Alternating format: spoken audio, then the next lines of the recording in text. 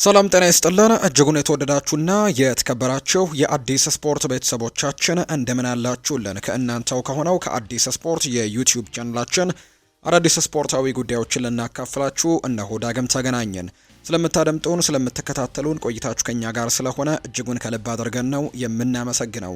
በዛሬው ፕሮግራማችን የተለያዩ ርዕሰ ጉዳዮችን ወደ እናንተ እናደርሳለን። ከነዚህ መካከል ትልልቆቹን የአውሮፓ ክለቦች የተመለከቱ እጅግ በርከት ያሉ ስፖርታዊ ጉዳዮችን ወደ እናንተ እያደረሰን ቆይታን የምናደርግ ነው የሚሆነው። ፏድ ባህሩ የዛሬውን ፕሮግራም እየመራው ቆይታን አደርጋለሁ። እናንተም ቪዲዮአችንን ላይክ፣ ቻናላችንን ደግሞ ሰብስክራይብ እያደረጋችሁ ቆይታችሁን ከኛ ጋር አድርጉ። ከመሸጋገሪያ በኋላ በድጋሚ ተመልሰን እንገናኛለን። የዝውውር ጉዳዮችን እናነሳለን። ክለቦችን የተመለከቱ ስፖርታዊ ጉዳዮች አሉ። ትናንትና የተደረጉ ጨዋታዎችንም እንዲሁ እንመለከታለን። ከሀገር ውስጥም ከውጭም ሰፋ ያሉ ስፖርታዊ ጉዳዮችን ነው ዛሬ የምናነሳው። እስከ ፕሮግራማችን ፍጻሜ አብራችሁኝ እንድትቆዩ በአክብሮት ጋብዛለሁ። ቪዲዮአችንን ላይክ፣ ቻናላችንን ሰብስክራይብ እያደረጋችሁ ቆይታን አድርጉ። ከመሸጋገሪያ በኋላ በድጋሚ እንገናኛለን። ይህ አዲስ ስፖርት ነው። አብራችሁኝ ቆዩ።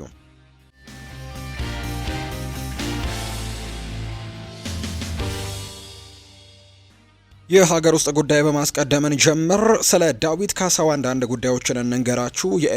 እንግዲህ የሴካፋ ከ17 ዓመት በታች ብሔራዊ ቡድን ውድድሮች እየተደረገ ይገኛል። ሀገራችን ኢትዮጵያ ይህንን ውድድር እያስተናገደች እንደሆነ ይታወቃልና በዚህ ውድድርም ጥሩ ጉዞውን ካሳለፉ ብሔራዊ ቡድኖች መካከል የኛው ብሔራዊ ቡድን የሀገራችን ብሔራዊ ቡድን ድንቅ ጊዜን እያሳለፈ ነው የሚገኘው። በምድብ አንድ ይገኝ ነበር። ምድቡን በበላይነት አጠናቋል። አንድ ጨዋታ ብቻ ነው አቻ የወጣው። ሌሎቹን ጨዋታዎች በሙሉ ማሸነፉን ተመልክተናል። በዚህ ውድድር ላይ ደግሞ እጅግ በጣም ድንቅ ብቃታቸውን እያስመለከቱ ከሚገኙ ተጫዋቾች መካከል አንደኛው ነው ዳዊት ካሳው። በአጠቃላይ በውድድሩ 7 ያክል ግቦችን ማስቆጠር የቻለ ተጫዋች እንደሆነ ተመልክተናልና ስለሱ አንዳንድ ጉዳዮችን እናንሳ። ግብ ጠባቂ ሊሆን እንዳሰበ የሚያሳዩ መረጃዎች ናቸው የወጡት።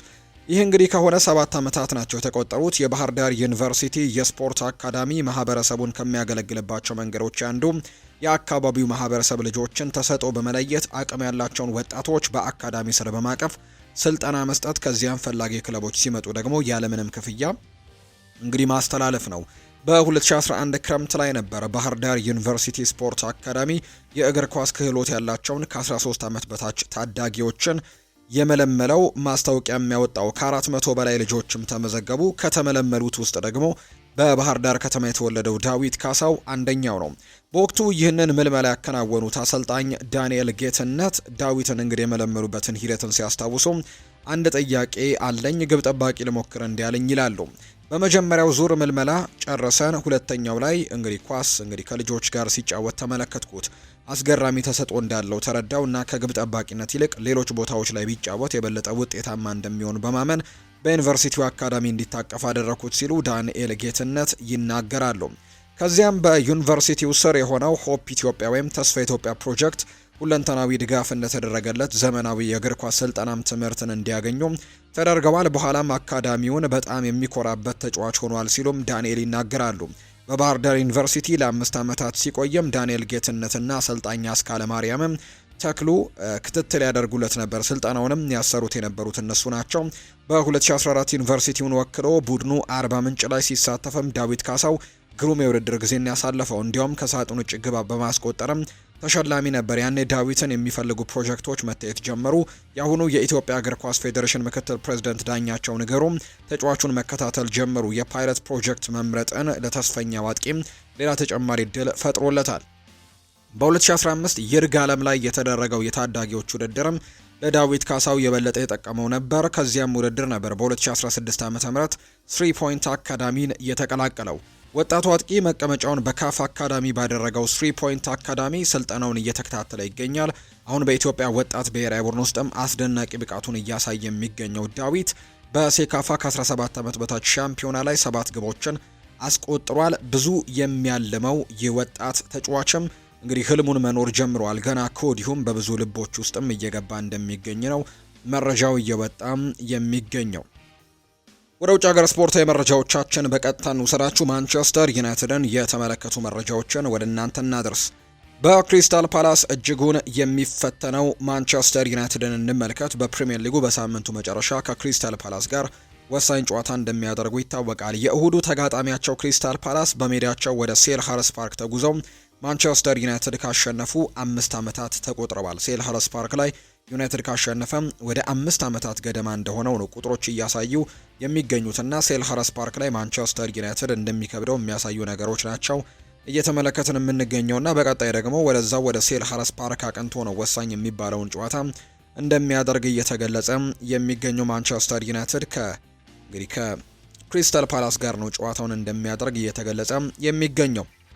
እንግዲህ ለመጨረሻ ጊዜ ክሪስታል ፓላስን በገዛ ሜዳው ማሸነፍ የቻሉት በ2020 ሲሆን ማርከስ ራሽፎርድ እና አንቶኒ ማርሲያል ባስቆጠሯቸው 2 ግቦች ታግዘው ነበር ጨዋታውን 2-0 በሆነ ውጤት ማሸነፍ የቻሉት። ከክሪስታል ፓላስ ጋር ባደረጓቸው ያለፉት 4 የሊግ ጨዋታዎች ግን በሴልኸርስት ፓርክ አንድም ጨዋታ ማሸነፍ አልቻሉም። በ3ቱ ጨዋታዎች ሲሸነፉ በአንዱ ጨዋታ ደግሞ አቻ ተለያይተዋል። ክሪስታል ፓላስ ጋር እንግዲህ ባደረጓቸው ያለፉት 4 ጨዋታዎች ላይ ምንም አይነት ግብ ማስቆጠር አልቻሉም። ፓላሶች በአንጻሩ 7 ያክል ግቦችን ማንቸስተር ዩናይትድ ላይ አስቆጥረዋል። በሴልኸርስት ፓርክ ባደረጓቸው መርሃ ግብሮች ነው እነዚህ ጎሎች እንግዲህ እነዚህ ውጤቶች እንደተመዘገቡ የሚያሳዩ መረጃዎች እየወጡ የሚገኙት።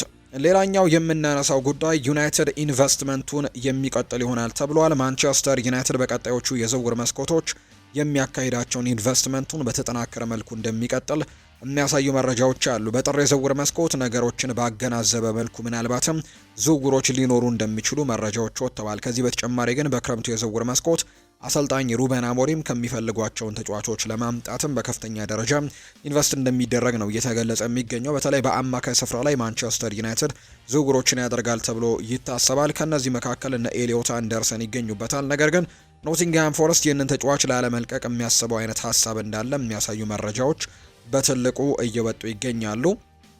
እንግዲህ ኤሊዮት አንደርሰንን ላለመልቀቅም ፍላጎት እንዳላቸውን የተገለጸው ኖቲንግሃም ፎረስት በተለይ በጥር ነው ይህንን ነገር ለማድረግ ሙከራዎችን የሚያደርጉት። በክረምቱ እንኳን ወደ ማንቸስተር ዩናይትድ አሊያም ወደ ሌሎች ትልልቅ ክለቦች የማምራት እድል ይኖረዋል ተብሎ ይታሰባል። ነገር ግን ኖቲንግሃም ፎረስት በጥር ላይ ግን ኤሊዮት አንደርሰን የሚቀርብላቸው የትኛውንም ጥያቄ ውድቅ እንደሚያደርጉ ነው መረጃዎች በትልቁ አሁን ላይ እየተጋሩ እንደሚገኙ መረጃዎች የወጡትና ዩናይትድ በጥር ይህንን ተጫዋች ለማስፈረም ከባድ ይሆንበታል ተብሎ እንደሚታሰብ ነው መረጃዎች የወጡት።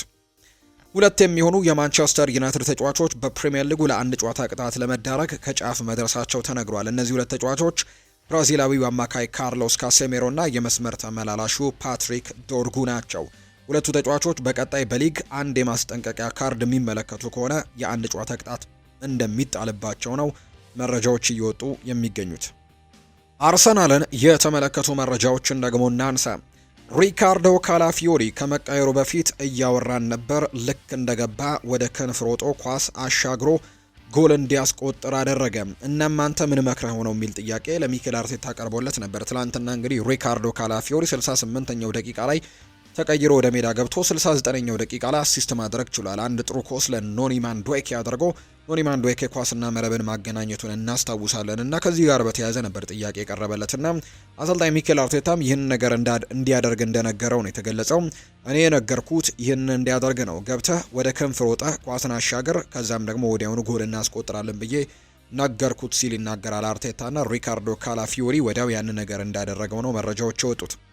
ሃሪ ኬን ስለ አርሰናል ይናገራል። በቻምፒየንስ ሊግ ውስጥ እያንዳንዱ ጨዋታ ያሸነፉበት ምክንያት እና በሊግ ውስጥ አንደኛ ደረጃ ላይ የደረሱበት ምክንያት አላቸው።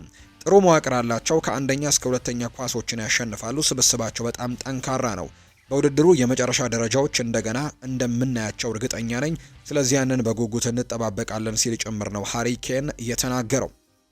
ቪንሰንት ኮምፓኒም ከትናንትናው ጨዋታ በኋላ ሀሳቡን ሰጥቷል። በጣም ጥሩ ቡድን ጋር ነው የተጫወትነው፣ ጥሩ ውጤትም አስመዝግበዋል።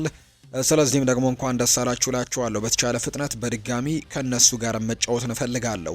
እናም ደግሞ በዚህ ጨዋታ መማር እንፈልጋለን። እናም ለነሱ ክብር እንሰጣለን ሲል ነው የተናገረው። ቀጣይ ግን በድጋሚ እንዳገኛቸው ፈልጋለሁ ሲልም ጭምር ነው የተናገረው ቪንሰንት ኮምፓኒ።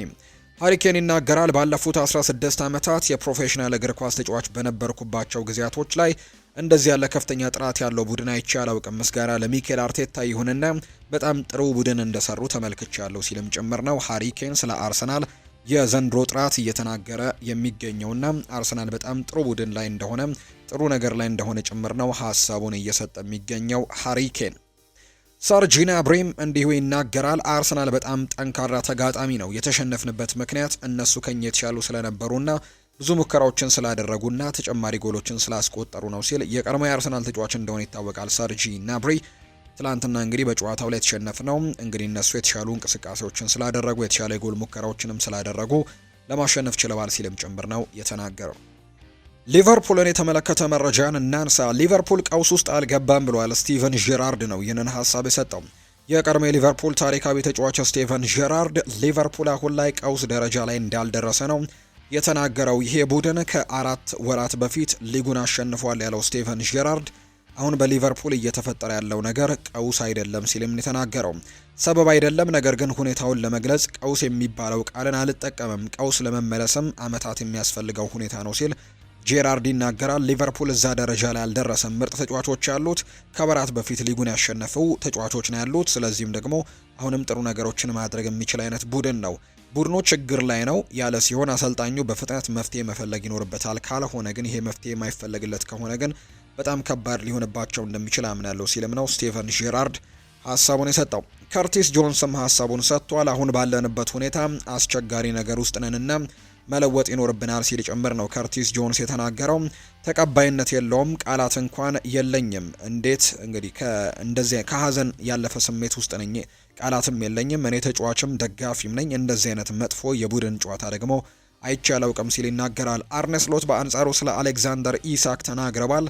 አሌክዛንደር ኢሳክ በስነ ልቦናዊ ችግር አጋጥሞታል፣ በቅርቡ ግን እንደሚስተካከል በጣም ተስፋ አደርጋለሁ ሲሉ ነው አርነ ስሎት ስለ አሌክዛንደር ኢሳክ ሀሳባቸውን የሰጡት።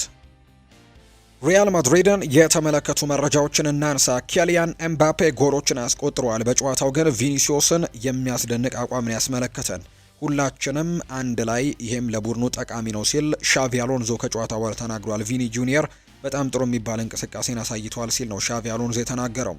የኤምባፔ ጨዋታ ነው ወይ? ብዙ ጎሎችን ያስቆጥረዋል። ነገር ግን ቪኒም በጣም ጥሩ ነገርን ያሳየው ኦፍሳይድ ያልነበረው የተሻለበት ግብም በቫር ሳይታይ ቀርቶ ግቡ ካልጸደቀ በኋላ ኦፍሳይድ አለመሆኑ መረጋገጡ በጣም የሚያስነውር ተግባር ነው። ነገር ግን አሲስቶችን ያደርገዋል ሲልም ነው ሻቪ አሎንዞ ስለ ቪኒሲዮስ ጁኒየር የትላንትናው አቋም አንዳንድ ጉዳዮችን ያጋራው።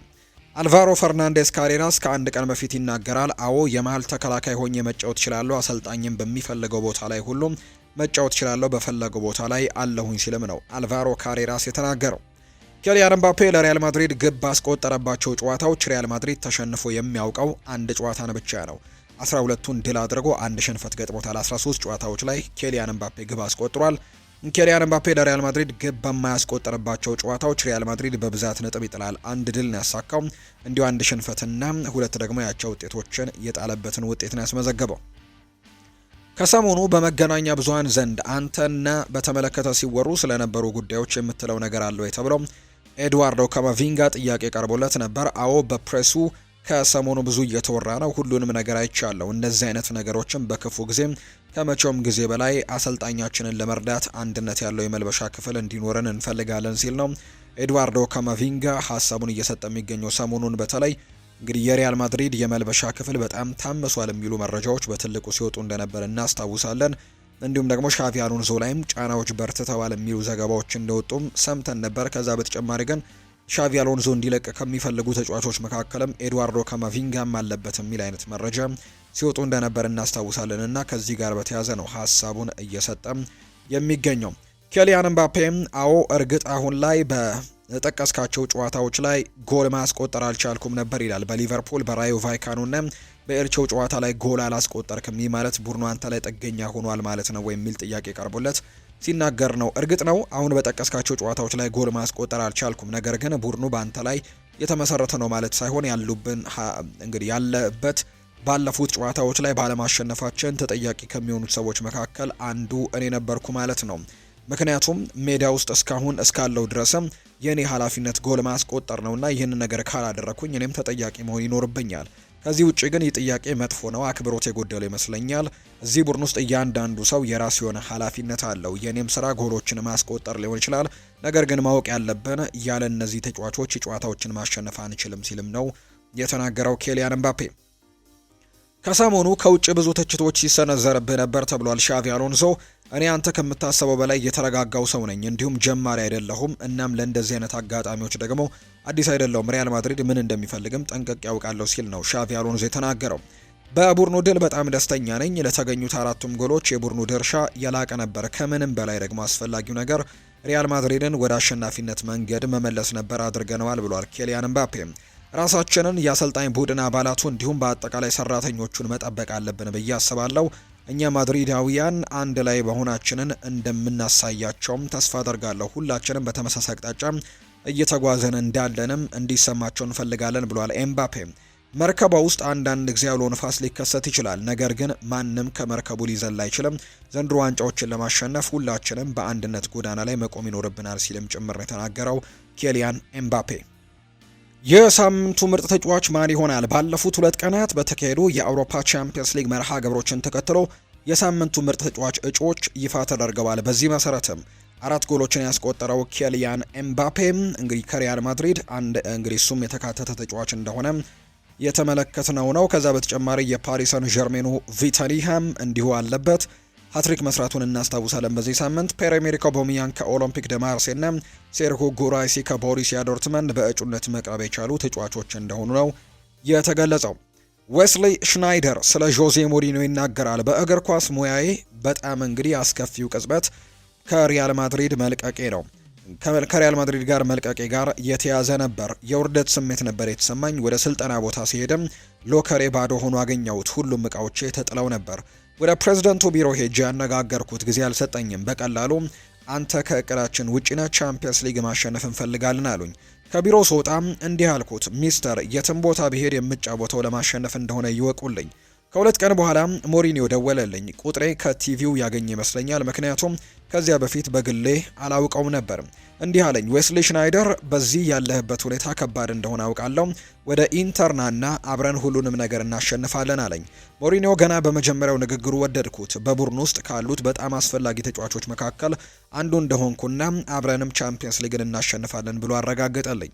ምናልባትም ለሁሉም ሰው እንዲህ ይላል ብዬ አመንኩኝ። እመኑኝ ግን ከሱ ጋር ያሳለፍኩት 1 ዓመት ከሌላ አሰልጣኝ ጋር 10 ዓመት ያክል ነው። መጨረሻው ምን ሆነ ታውቃላችሁ? ቻምፒየንስ ሊግን በቤርናቢው አሸነፍኩኝ። ዋንጫን በሎከሬ ፊትም አስቀምጬ እንዲህ አልኩኝ፣ ቃል የገባሁት ሁል ጊዜም እፈጽማለሁ። ያ ደግሞ በሙያዬ ምርጡ ቅጽበት ነው ሲልም ጭምር ነው ዌስሊ ሽናይደር የተናገረው።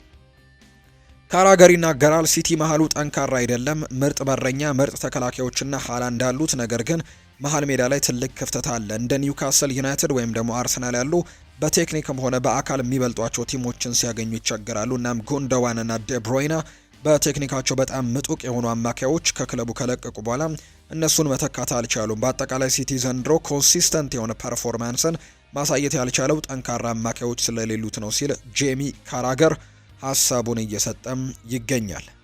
የተወደዳችሁና የተከበራችሁ ቤተሰቦቻችን ለዛሬ ያዝንላችሁ አዳዲስ ስፖርታዊ ጉዳዮቻችን እነዚህን ይመስላሉ። ስላደመጣችሁን፣ ስለተከታተላችሁን፣ ቆይታችሁን ከኛ ጋር ስላደረጋችሁ እጅጉን ከልብ አድርገን ነው የምናመሰግነው። ፉአድ ባህሩ የዛሬውን ፕሮግራም እየመራው ከእናንተ ጋር ቆይታን አድርጌያለሁ። በቀጣይ ፕሮግራሞቻችን ሌሎች ስፖርታዊ ጉዳዮችን አካተን በድጋሚ ተመልሰን የምንገናኝ ይሆናል። ስላደመጣችሁኝ፣ ስለተከታተላችሁኝ፣ ቆይታችሁ ከኛ ጋር ስለነበር ግን እጅጉን ከልብ አድርጌ አመሰግናለሁ። ሰሞኑን የአውሮፓ ቻምፒየንስ ሊግ ጨዋታዎች ሲደረጉ እንደነበሩ እናስታውሳለን። ዛሬ ደግሞ የሚደረጉ ሌሎች ጨዋታዎች አሉ። ዛሬ በዩሮፓ ሊግ እና በዩሮፓ ኮንፈረንስ ሊግ የሚደረጉ ጨዋታዎች አሉ። የእነሱን የጨዋታ ጥቆሞች በመጨረሻ እናንሳ። ሮማ ከሚሽላንድ ጋር ዛሬ ምሽት 2 ሰዓት ከ45 ላይ ጨዋታውን ያደርጋል። ያንግ ቦይስ ወደ እንግሊዝ ምድር መጥቶ በቪላ ፓርክ ከአስተን ቪላ ጋር የሚያደርጉትም ጨዋታ በተመሳሳይ ምሽት 2 ሰዓት ከ45 የሚደረግ ነው። ፖርቶ በሜዳው ዶ ድራጋው ከኒስ ጋር ጨዋታውን ያደርጋል። ፌነርባቼ እና ፌረንስ ቫሮስ ጨዋታቸውን ያደርጋሉ። ፌኖርድ ላይ የሚደረግ መርሃ ግብር አለ። ሆላንድ ላይ ፌኖርድ እና የስኮትላንዱ ክለብ ሴልቲክ ጨዋታቸውን ያደርጋሉ። ሊል እና ዳይናሞ ዛግሬብ፣ ሉዶ ጎሬትስ ራዝጋርድ ከሴልታ ቪጎ፣ ፓኦክ አቴንስ ከብረናን እንዲሁ ቪክቶሪያ ፕሌዘን እና ፍራይበርግ እነዚህ ጨዋታዎች ምሽት 2 ሰዓት ከ45 የሚደረጉ ሲሆን ምሽት 5 ሰዓት ሲል ሪያል ቤቲስ በሜዳው የሆላንዱን ክለብ ዩትራክትን ይገጥማል። ቦሎኛ ከሳልዝበርግ፣ ክሬቬና ዝቬዜንዳ ከስቱዋ ቡካሬስት። ከዛ በተጨማሪ ሌላኛው ደግሞ ጨዋታ ጌንክ እና ባትሴል የሚያደርጉት መርሃ ግብርም አለ። የእስራኤሉ ክለብ ማካቢብ ቴል አቪቭ እና የፈረንሳዩ ክለብ ሊዮንም ጨዋታቸውን ያደርጋሉ። የእንግሊዙ ክለብ ኖቲንግሃም ፎረስት ከስዊድኑ ክለብ ማልሞ ጋር የሚያደርገው ጨዋታ ይጠበቃል። ፓናቲኒያኮስ እና ስትራም ግራስ እንዲሁ ሬንጀርስ እና ብራጋ ዛሬ በዩሮፓ ሊግ የሚደረጉ ጨዋታዎች ናቸው። በዩሮፓ ኮንፈረንስ ሊግም የሚደረጉ አንዳንድ ተጠባቂ ጨዋታዎችን እንመልከት። ኤዜድ አልካማር እና ሼልቦርን የሚያደርጉት መርሃ ግብር ዛሬ ከሚጠበቁት ጨዋታዎች መካከል ይጠቀሳሉ። ሌሎቹ ደግሞ ተጠባቂ የሚባሉ ጨዋታዎች የሚደረጉት ፊዮረንቲና የጣሊያኑ ክለብ ከኤኢኬ አቴንስ ጋር ከግሪኩ ክለብ ጋር የሚያደርገው መርሃ ግብር ዛሬ የሚጠበቀው ሌላኛው ጨዋታ እንደሆነ ተመልክተናል። ሊጋ ዋርሶና ስፓርታ ፕራግም የሚያደርጉት ጨዋታ ዛሬ እንዲሁ ይደረጋል። ሻምሮክ ሮቨርስ እና ሸከታር ዶኔስክ የሚያደርጉት ጨዋታ አለ። ስትራስቡርግ እና ክሪስታል ፓላስም የሚያደርጉት መርሃ ግብር ዛሬ በኮንፈረንስ ሊግ ደግሞ የሚደረጉ መርሃ ግብሮች እንደሆኑ ነው የወጣላቸው መርሃ ግብር የሚያሳየው። ወደ ቤተሰቦቻችን ስለተከታተላችሁን ስላደመጣችሁን ቆይታችሁ ከኛ ጋር ስለነበር እጅግ ከልብ አድርገን እናመሰግናለን። ፉአድ ባሩ የዛሬውን ፕሮግራም እየመራው ከእናንተ ጋር ቆይታን አድርጌያለሁ። ቪዲዮአችንን ላይክ፣ ቻናላችንን ሰብስክራይብ እያደረጋችሁ ከኛ ጋር ቆይታን ያደረጋችሁ በሙሉ ላቅ ያለ ምስጋናችንን ለእናንተ ማቅረብ እንወዳለን። በነገው ጠዋት በሚኖረው የስፖርት የመረጃ ሰዓታችን እንደተለመደው ሌሎች ስፖርታዊ ጉዳዮችን አካተን በድጋሚ ተመልሰን እንገናኛለን። ለአሁኑ ግን መልካም ጊዜ እንዲሆንላችሁ ነው በአክብሮት የምመኘው።